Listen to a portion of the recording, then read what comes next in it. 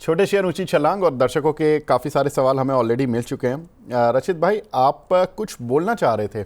हाँ, प्लीज़ बताएं। सर मैं समझ नहीं पाया था, मतलब कोई थर्ड गेस्ट भी आपने इन लाइन रखा हुआ है क्या जो स्क्रीन पे नहीं दिख रहा है? अभी आप बोले दो महारथी, मैं I could not connect with the idea what sir, exactly एक आर वी मेरे टॉकिंग राइट अबाउट में ओवर बैठे हैं, एक मेरे लेफ्ट में बैठे हैं, मतलब ऑन स्क्रीन।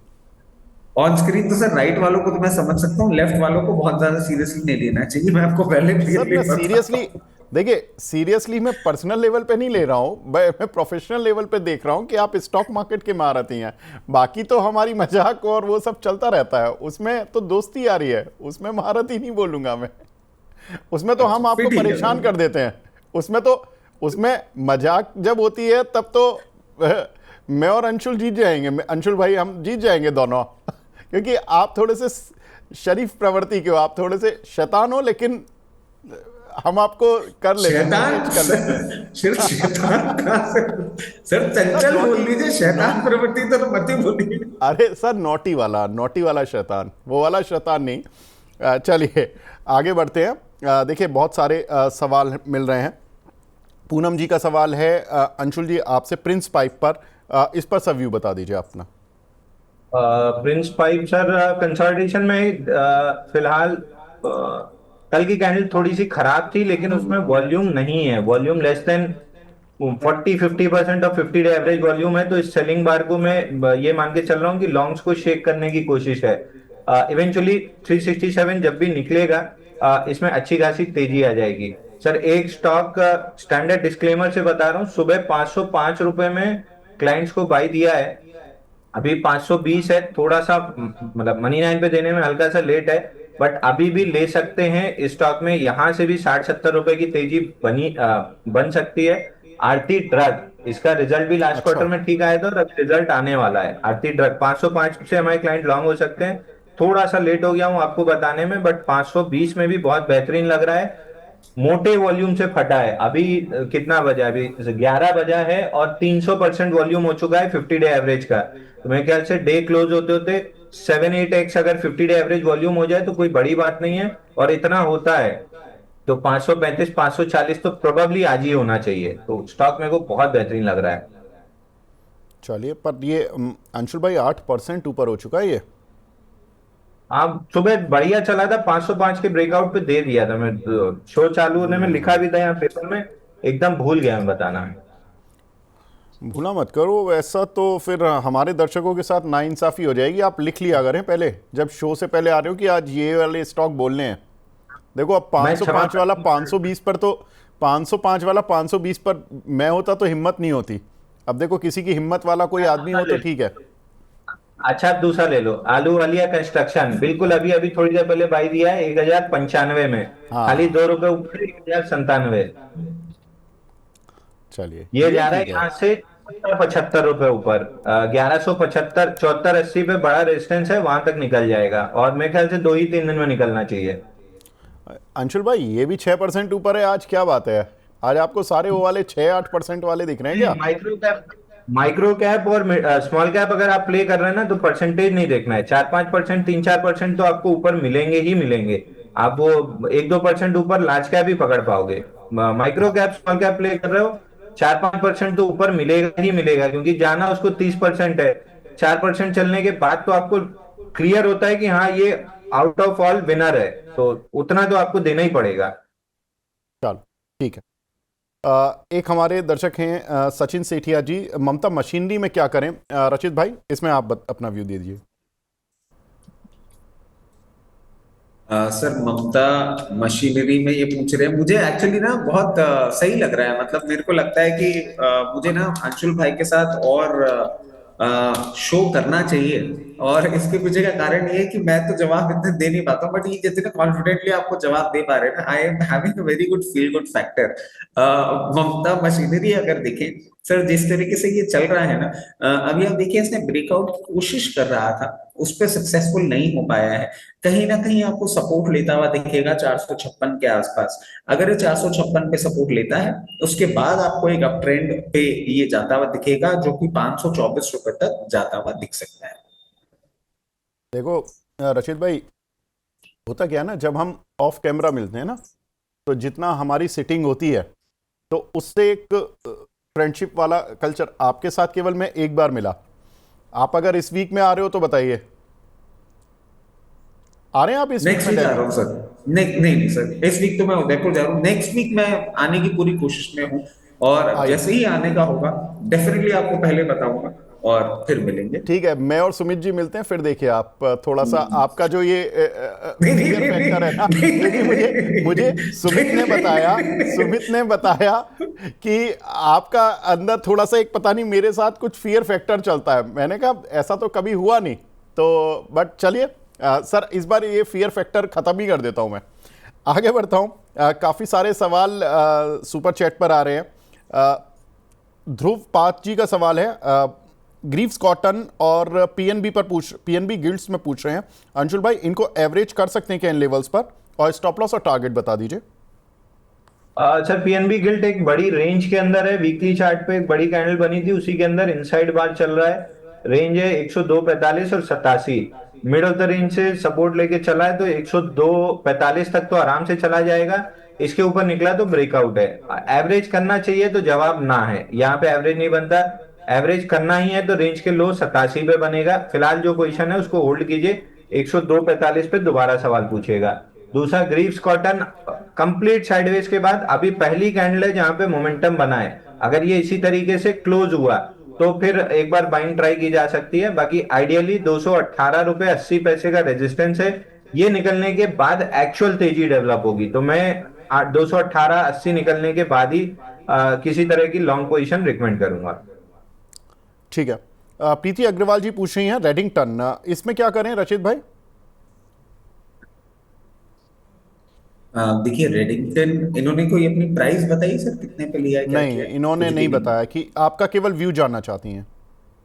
देखिए रेडिंगटन जिस तरीके से चल रहा है ना सर अभी, थोड़ा सा बॉटम बनाने की कोशिश करी है इसने 298 लेवल्स पे। और जिस तरीके से ये ट्रेड कर रहा है मैं समझता हूँ बहुत ही जल्दी आपको एक बार 330 तक का मूवमेंट देखने को मिल सकता है। अगर शॉर्ट टर्म ट्रेडिंग बेट थी तो मैं सजेस्ट करूंगा 328 330 के लेवल्स पे एक बार प्रॉफिट बुक कर लें। अगर आप इसको होल्ड करना चाह रहे हैं मीडियम टर्म के लिए तो मैं सजेस्ट करूंगा होल्ड करें। और फिर हो सकता है आपको 368 तक का भी मूवमेंट, 368 तक का भी मूवमेंट देखने को मिल सकता है। अगला सवाल हमें मिला है गोपाल जी का, बोल रहे हैं कि big fan of Anshul sir, मेरे पास इक्जिको के 178 के भाव के 160 शेयर हैं, इसका शॉर्ट टर्म का क्या टारगेट होगा? अंशुल भाई बताएं। तो देखिए इक्जिको में आईपीओ का बेस बन रहा है लेकिन बेस का ब्रेकआउट नहीं आ पा रहा है। इसको बेस का ब्रेकआउट अगर चाहिए, मतलब लेके सस्टेन करना है, तो 188 190 के ऊपर बढ़िया तरीके से वॉल्यूम के साथ सस्टेन करना पड़ेगा, तभी इसमें लॉन्ग पोजीशन आनी चाहिए। आपका भी लॉन्ग में इंटरेस्ट तभी आना चाहिए। अगर ले ही चुके हैं तो 167 का क्लोजिंग बेसिस स्टॉप लॉस ले लीजिए। अगर नहीं लिए, लेने की सोच रहे हैं तो 190 निकलने दीजिए। 5 रुपए महंगा लेंगे लेकिन सुकून में रहेंगे, क्योंकि तब आपको मोमेंटम फटाफट मिल जाएगा। नहीं तो मालूम पड़ा यहाँ ले लिया उसने, 3-4 हफ्ते आपको फ्रस्ट्रेट कर दिया, आप निकले उसके बाद मोमेंटम आया।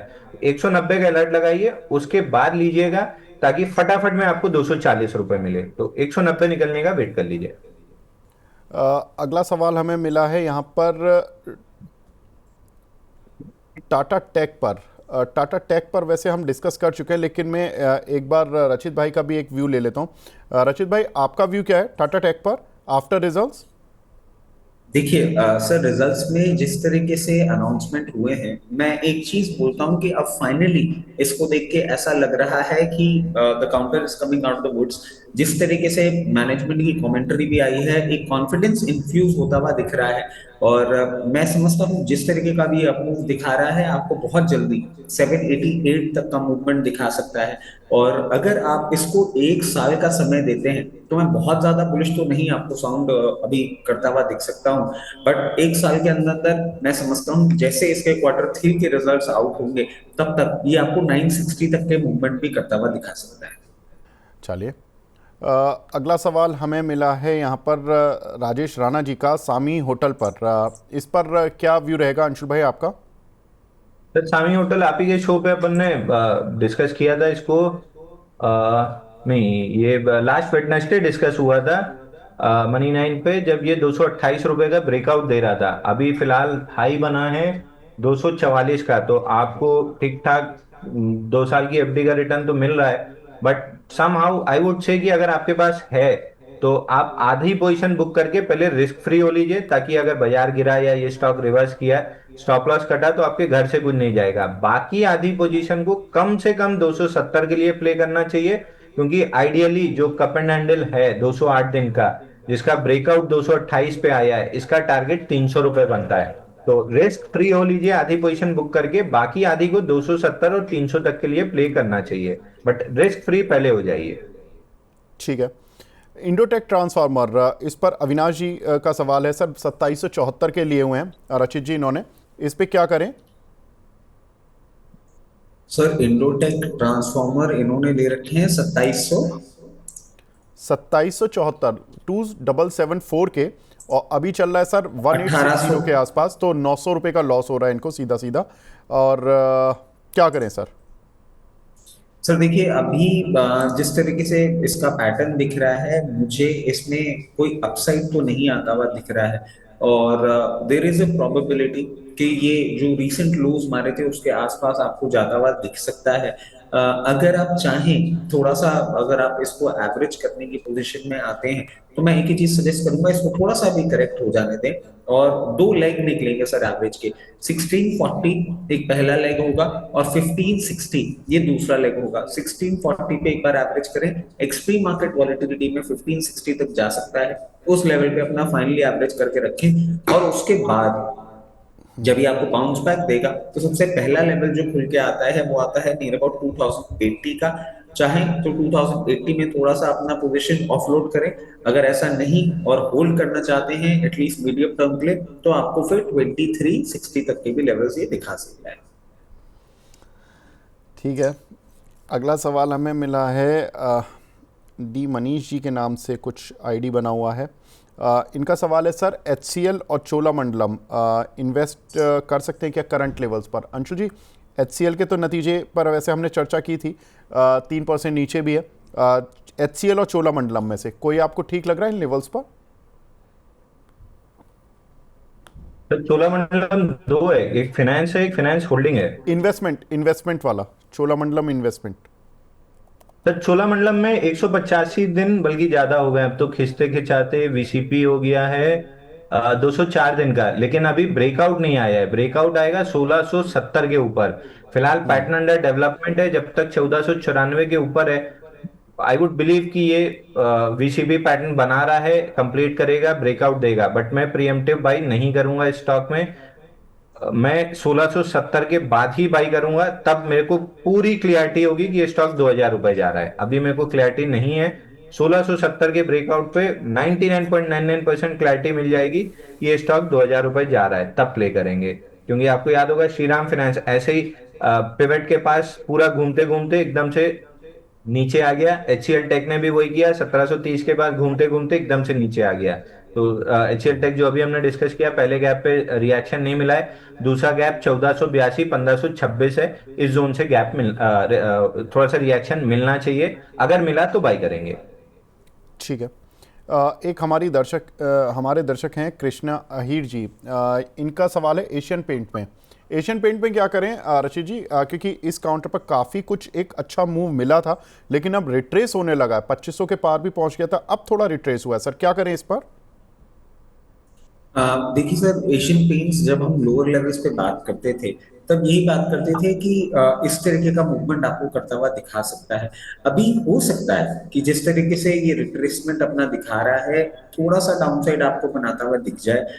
जो डाउनसाइड है वो कहीं ना कहीं सेटल होता हुआ दिखेगा आपको 2290 के आसपास। 2290 पे अगर सपोर्ट लेके इस बार बाउंस बैक करता है, तो मैं समझता हूं आपको आने वाले समय में पहला लेवल तो 2520 रुपए का दिखाएगा, और उसके बाद 2680 रुपए तक का भी मूवमेंट ये दिखा सकता है। ठीक है। एक हमारे दर्शक हैं अंशुल जी, टाटा मोटर्स पर आपकी राय लेना चाहते हैं। 730 रुपए के इन्होंने कुछ शेयर लिए हुए हैं। टाटा मोटर का हाल भी एशियन पेंट से कोई अच्छा नहीं है, थोड़ा सा अर्ली कॉल हो गया मेरे को लग रहा है। इवेंचुअली देखिए एशियन पेंट थोड़ा सा समय खींच के चला, लेकिन चला। वही हाल टाटा मोटर्स का है, थोड़ा सा समय ज्यादा खींच सकता है, बट जाना इसको 730 और 810 रुपए, तो उसमें कोई डाउट नहीं है। मैनेजमेंट ने जो बीच में वो डाल दिया कि थर्ड क्वार्टर से रिजल्ट सुधरेंगे, तो अब वो 2-3 महीना वो ऐसे ही झूलते झूलते समय काटेगा, उसके बाद चलेगा। तो टारगेट आने में कोई डाउट नहीं है। जो टाइमलाइन थी कि 2-3 महीने 2 महीने में आ जाएगा, अब वो खिंच के 4-5 महीने में हो गया है, तो वो एक टाइम लॉस जिसको हम कह सकते हैं वो बनेगा। बट प्राइस वाइज 730-810 रुपए जा रहा है। एक हमारे दर्शक हैं हरीश जी, ये पूछ रहे हैं सर वोल्टेम्प इस पर एवरेज कर सकते हैं क्या रचित भाई? सर वोल्टा पे उन्होंने प्राइस आपको दी है, कितने पे लिया है? नहीं सर, इन्होंने प्राइस नहीं दिए, लेकिन मतलब बता दीजिए कि अगर ये लेवल्स ठीक हो आपके हिसाब से, तो ये मानते हुए देखिए कि वोल्टा, उन्होंने ऊपर खरीदे होंगे। ठीक है, वोल्टा अगर इन्होंने ऊपर खरीदे हुए हैं तो मैं एक चीज इनको सजेस्ट करूंगा, थोड़ा सा इसको अगर आप टाइम दे दें, अभी इतना एग्रेसिवली आगे बढ़ के एवरेज करने के लिए तो नहीं बोलूंगा, थोड़ा सा कूल ऑफ कर जाए। अभी आपका 9760 चल रहा है, एक बार 9400 के लेवल्स पे आता है तो वहां पे थोड़ा सा एवरेज करें, और फिर फाइनल लेग ऑफ एवरेज जो होगा वो 8860 के आसपास होगा। इन दो लेवल्स पे ही आप एवरेज इनिशिएट करेंगे, इन हायर लेवल्स पे एवरेज एडवाइजेबल नहीं है। ठीक है। कुछ और सवाल सुपर चैट पर भी मिल रहे हैं, उनको भी लेते हुए चलते हैं। एक हमारे दर्शक हैं मितेश प्रजापति जी, ये बोल रहे हैं कि सर अंशु भाई 5 लाख रुपए लगाना चाहते हैं 1 महीने के लिए, कोई स्टॉक बता दीजिए। सर 5 लाख 1 महीने मतलब आप शॉर्ट टर्म ट्रेडिंग कर रहे हैं, तो आपको स्टॉप लॉसेस बहुत जरूरी हैं। आलू वालिया कंस्ट्रक्शन हो गया, आरती इंडस्ट्री हो गया, या आज और भी कुछ कुछ बाई दिया है। साउथ बैंक दिख रहा है, नेस्को, नहीं नेस्को में तो बुक भी हो गया। नावा करके एक है, नावा NAV है, नावा लिमिटेड। इसमें भी एक 137 डेज का कपनल पैटर्न ब्रेकआउट है, उससे फॉलो थ्रू मूव मिल रही है। तो ये 4-6 काउंटर देख सकते हैं। बट आई वुड सजेस्ट कि अगर आप 5 लाख रुपए लगा रहे हैं और शॉर्ट टर्म ट्रेडिंग के लिए लगा रहे हैं, थोड़ा सा अपने स्टॉप लॉसेस टाइट रखिए, और मतलब फॉलो अप आपको सलाह मिलती रहे, इस चीज की ध्यान रखिएगा। नहीं मालूम पड़ा स्टॉक नीचे आने लगा और आप बैठे ही हैं इंतजार में। आगे बढ़ते हैं। यहाँ पर एक सवाल हमें मिला है, यहाँ पर अ, माफ़ कीजिएगा, ये कुछ सवाल बार बार रिपीटेटिव हैं। I would request to my all my audience कि अपने सवाल एक बार पूछ लिया करें। रिलायंस पर जाकिर हुसैन साहब का सवाल है, 1490 पर 100 शेयर लिए हुए हैं, क्या टारगेट रहेगा? अंशुल भाई इसके नतीजे हैं देखिए फ्राइडे को, और नतीजों से पहले ही ये काउंटर एक बार तो 1500 पार होके जा चुका है। अंशुल जी तो प्रॉफिट बुक भी करा चुके हैं इसमें 1530-32 के आसपास। आपका क्या व्यू है सर? सर अंशुल भाई से पूछ रहे हैं मेरे से? मैं आपसे पूछ रहा हूं, आपका व्यू भी मैं जानना चाहता हूं, फिर अंशुल जी का तो मैं लूंगा ही व्यू।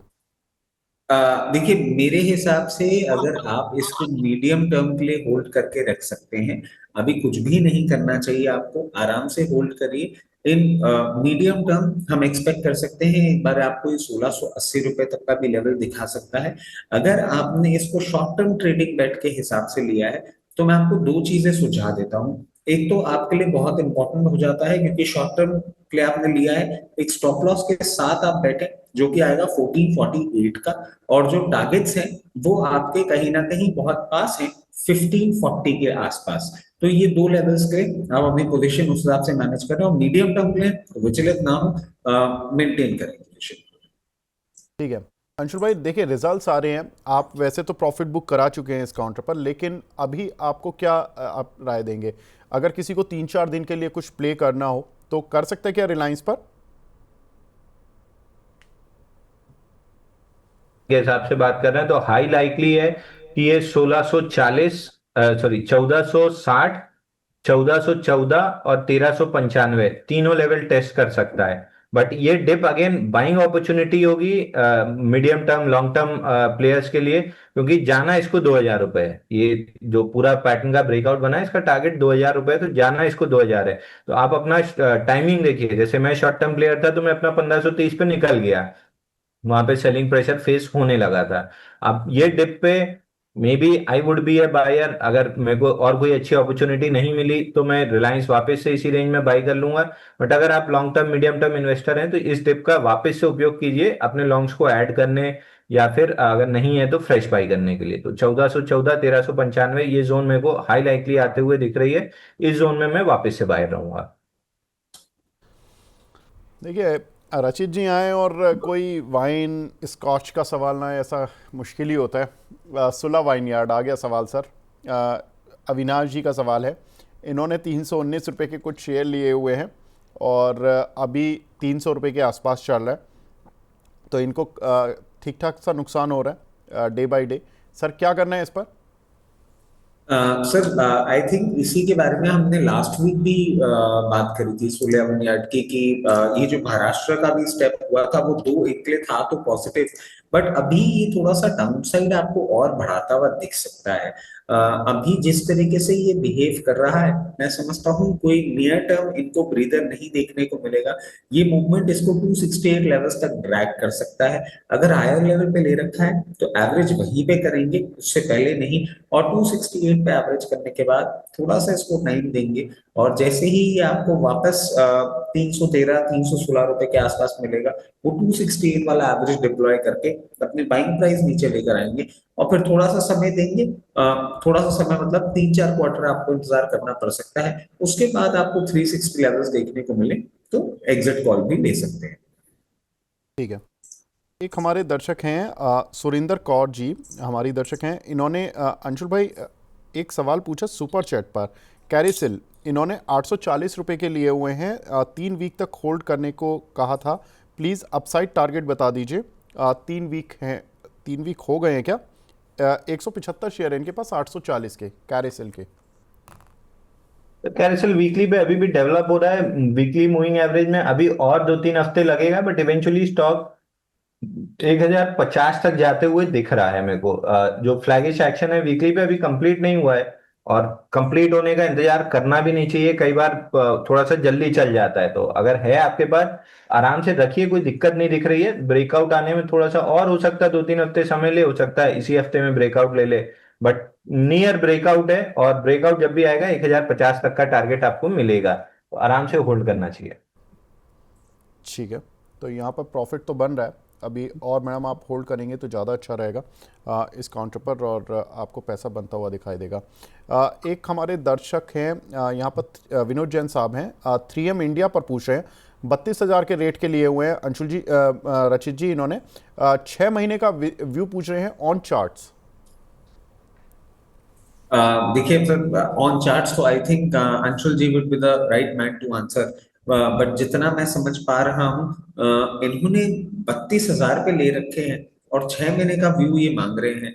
अभी मेरे को कोई इसमें एज सच मूवमेंट नहीं आता हुआ दिखता जब तक एक बार ये सस्टेन ना कर ले प्रॉपरली 30,300 रुपए के ऊपर।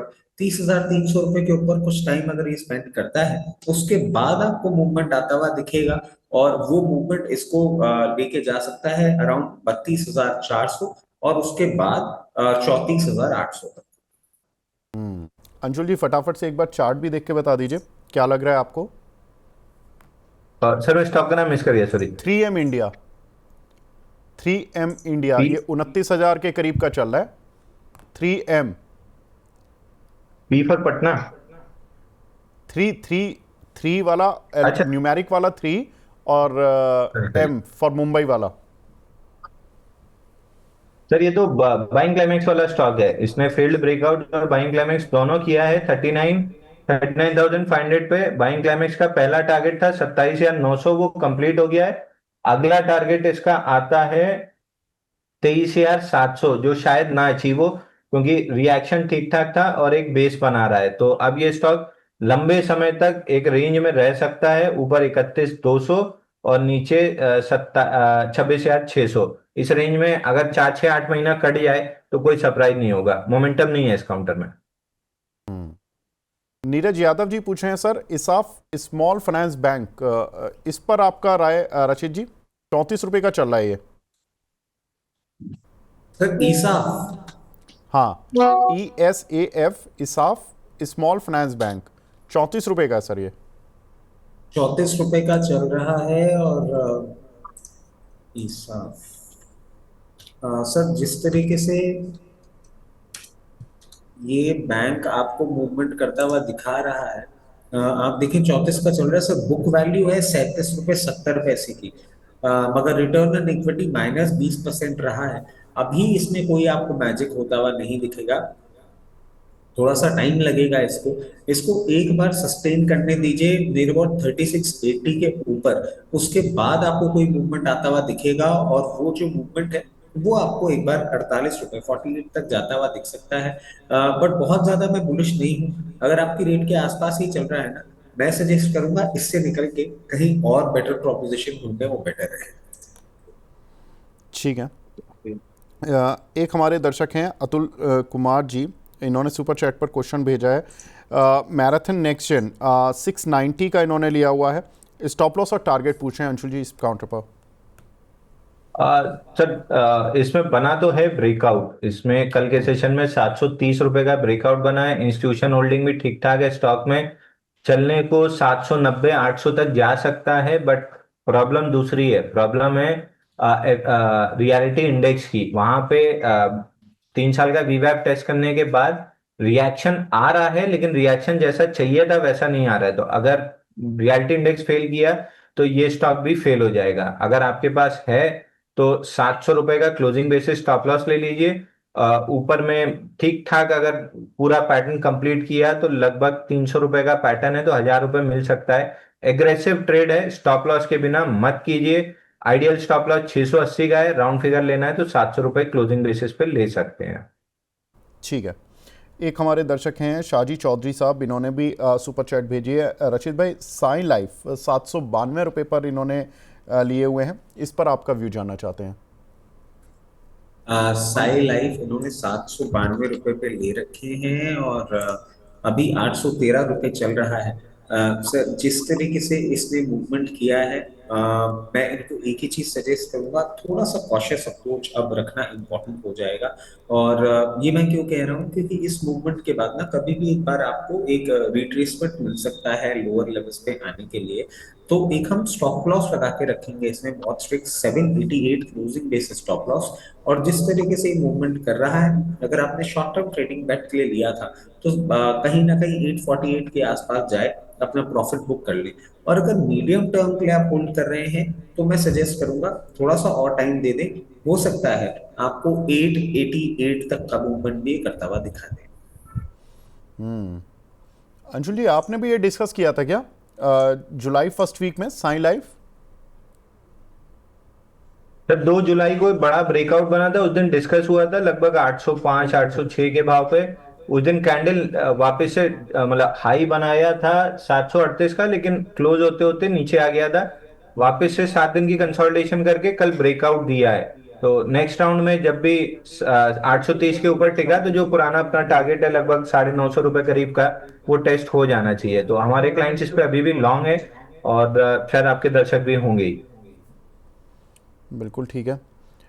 एक अंशुल जी, जॉन्टी पटेल जी हैं, वो पूछ रहे हैं कि गेल को इस लेवल पे एवरेज कर सकते हैं क्या? आई थिंक इन्होंने 195 200 के आसपास लिए होंगे। गेल आप काफ़ी क्लोजली ट्रैक करते हैं, इसलिए पूछ रहा हूँ। सर देखिए, गेल अगर आप बहुत पेशेंस वाले इन्वेस्टर हैं तो गेल 178 60 से नीचे जैसे ही निकले, ये आपके लिए बाइंग जोन में आ जाएगा। बहुत पेशेंस वाले इन्वेस्टर हैं तो, अगर ट्रेडर हैं तो आपको बहुत जल्दी कोई मोमेंटम नहीं मिलेगा, बट इन्वेस्टर हैं तो बिल्कुल लेके छोड़िए। 205 60 के ऊपर जैसे ही निकले, मतलब वहां तक चला जाएगा, और उसके ऊपर जैसे ही निकलेगा तो फिर मोमेंटम भी ट्रेडर्स एंटर करेंगे, और वहां से ऑल टाइम हाई आराम से जा सकता है। तो गेल अच्छा लग रहा है मेरे को। एक हमारे दर्शक हैं ऋषिकेश, नाम इनका थोड़ा जगह से मिलता जुलता है। जेपी पावर सर, इन्होंने लिया हुआ है जेपी पावर। रचित जी, इस पर क्या करें, क्योंकि इस काउंटर पर बहुत तेज मूव मिला है 18-19 से, और सीधा ये 50% तक अपसाइड आ चुका है। खबर भी है कि अदानी ग्रुप चूंकि जेपी को खरीद रहे हैं, तो इसलिए इस काउंटर पर भी एक उसका इम्पैक्ट देखने के लिए मिल रहा है। कैसे देख रहे हैं सर जेपी पावर को?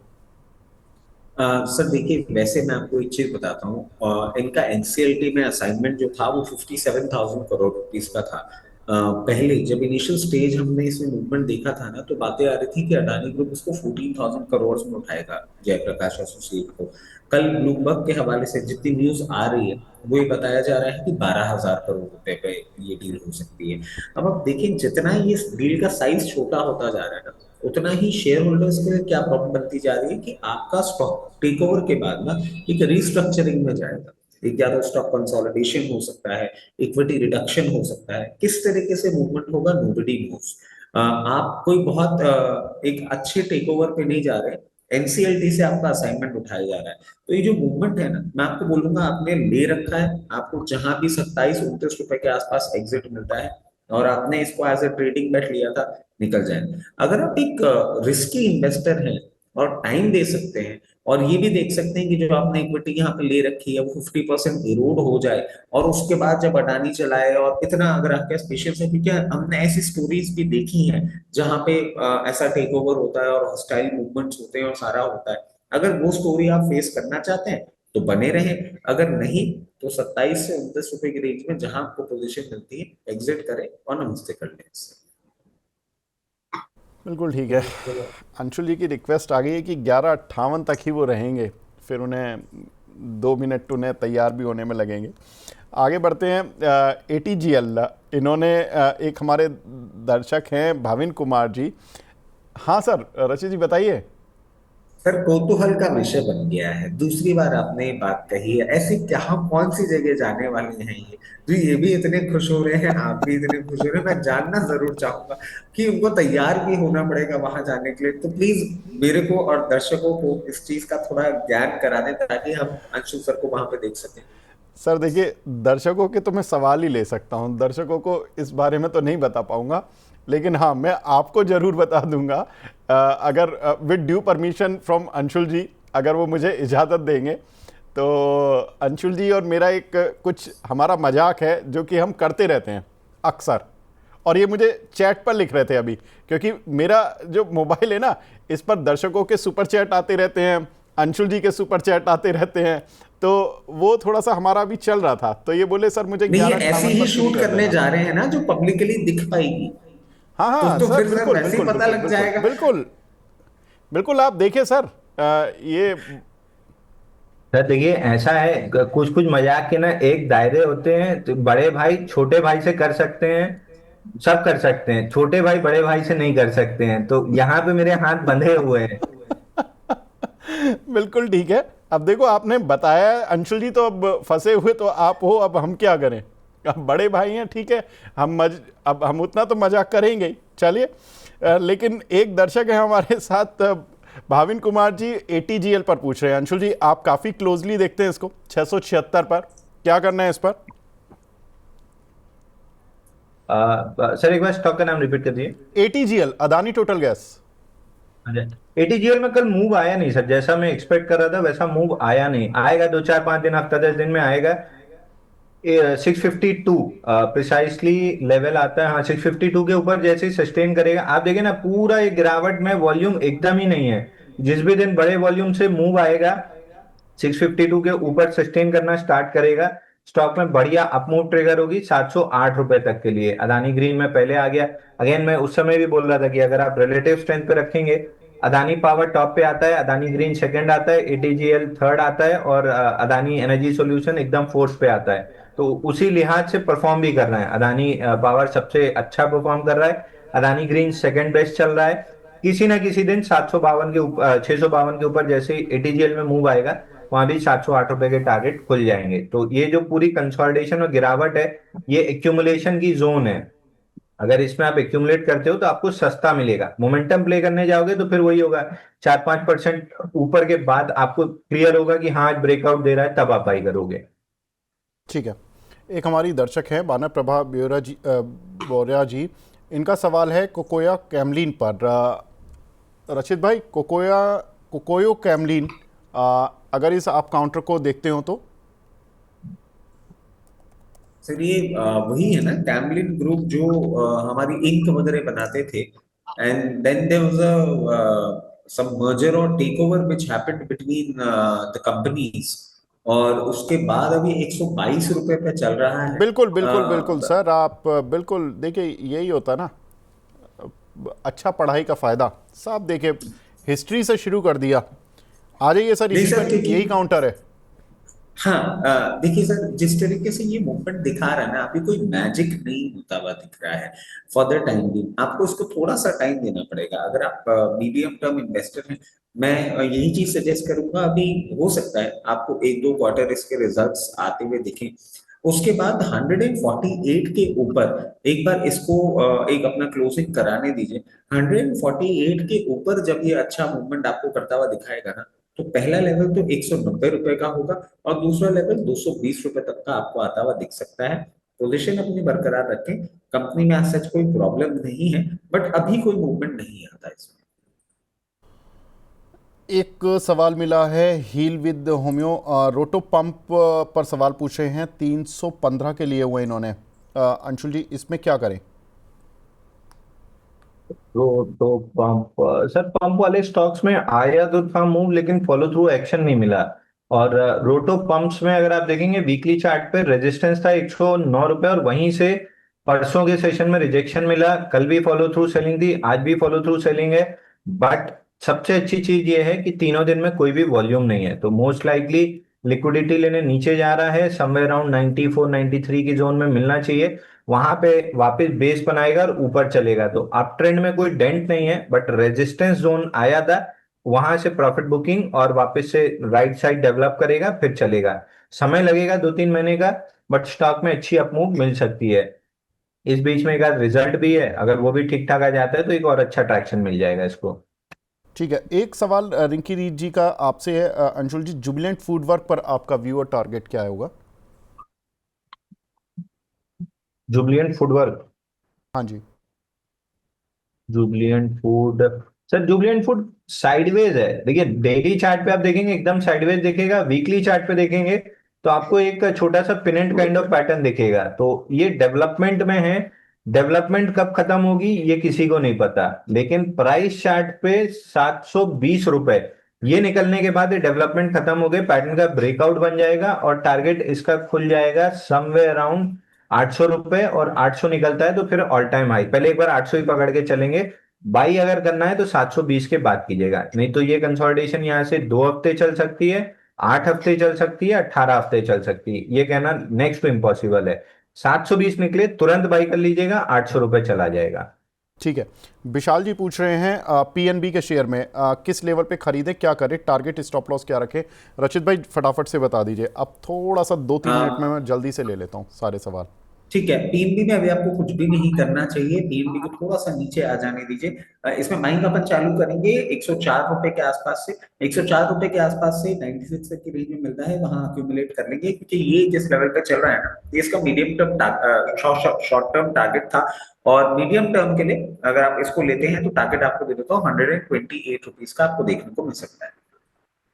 ठीक है, प्रदीप शर्मा जी पूछ रहे हैं अंशुल भाई, वैसे आपने टाटा टेक 720 के ऊपर के लेने के लिए बोला था कि 720 के ऊपर ये जाएगा तो अच्छा है, तेजी आएगी, लेकिन इन्होंने आज फ्यूचर ले लिया 744 पर। मुझे लगता है डेज हाई पर के आसपास ही लिया इन्होंने 744 पर। डरने घबराने की जरूरत तो नहीं है? सर टाइमिंग करने में देखिए यही दिक्कत होती है, इसलिए मैं मतलब बोल तो मैं रही था कि 720 के ऊपर लेना है, बट 720 के आसपास लेना है ये मैं बोलना भूल गया। 744 740 दूर होता है, तो 720 के आसपास ही लेना होता है। अगर मैं लिया होता सुबह तो मैंने मॉर्निंग में समवेयर अराउंड 723 पे एंट्री की होती, 723 पे नहीं मिलता तो फिर मैं छोड़ देता। अब वापस से एंट्री पॉइंट आया है 15 मिनट चार्ट पे रिट्रेस करके, तो यहां से अब फ्रेश एंट्री बनती है। अगर आप एंट्री कर रहे हैं तो नई एंट्री कर रहे हैं तो आपका स्टॉप लॉस 700 रुपए का आएगा, यानी 23-24 रुपए की रिस्क है। और अगर कर ही चुके हैं तो भी कोई दिक्कत नहीं है। यहां से अब जब चलना स्टार्ट करेगा तो 740 744 पे छोटी सी सेलिंग प्रेशर दिखेगी, बट उसके बाद सीधे सीधे 780 785 के पहले कोई बड़ा रेजिस्टेंस नहीं है। तो कंफर्टेबल जोन में है यहाँ पे, जिसने सुबह नहीं लिया है वो यहाँ पे भी ले सकता है 700 के स्टॉप लॉस से। और मैं यही जी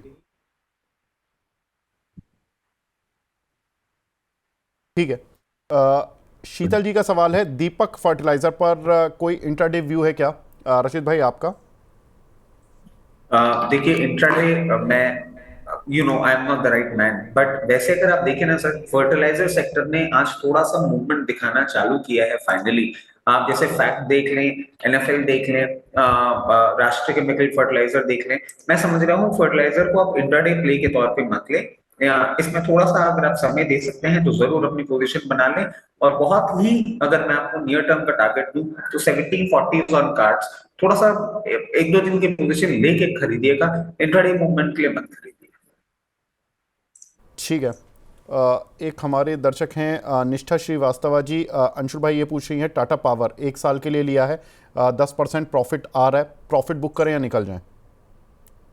सर अगर 1 साल के लिए लिया है तो 1 साल रुकना चाहिए, क्योंकि टाटा पावर में बार बार ये 410 की जोन पे आके फिसल रहा है।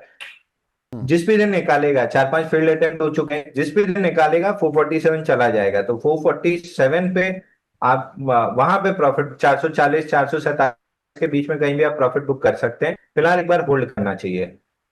ठीक है। एक सवाल मिला है सत्यजीत मोहपात्रा जी का, रचित सर इन्होंने लिए वारी रिन्यूएबल 1587 रुपए के, इसको एवरेज करें या वेट करना है? सर पहले तो मोहपत्रा साहब को नमस्कार, रेगुलर व्यूअर हैं और 1100 रुपए अभी भाव चल रहा है। सर इन्होंने कितने पे लिया है? सर इन्होंने 1587 1587 पर लिया है। इनका तो 50 मतलब 30% नीचे नहीं आ चुका है शेयर। सर ये तो बहुत पहले के लिए है, मतलब मैं नहीं सर, अभी अभी अभी कुछ नहीं करना है। अभी एक बार या तो इसको थोड़ा सा टाइम दे दीजिए, और टाइम देने का मतलब ये है कि एक बार इसको क्लोज होने दीजिए 1186 के ऊपर, तब कोई मूवमेंट देख के आपके ही शो के माध्यम से आप जवाब दे देंगे। अगर वो नहीं होता है तो मैं एक चीज सजेस्ट करता हूँ, थोड़ा सा कूल ऑफ होने दें, और कूल ऑफ होने के बाद कहीं ना कहीं अगर आपको वापस 1030-32 के आसपास मिलता है ना, तो वहां एवरेज इनिशिएट करेंगे। और इनिशिएट करने का मतलब 1032 में चालू करके कहीं ना कहीं 990 तक जाते जाते क्लोज करेंगे उसको। यहाँ पे इतना टाइम दिया है, थोड़ा सा और दे दें, दोनों चीजें पॉसिबल है। जैसे ही ब्रेकआउट आए शो में आके पूछें, नीचे जाए तो भी पूछें।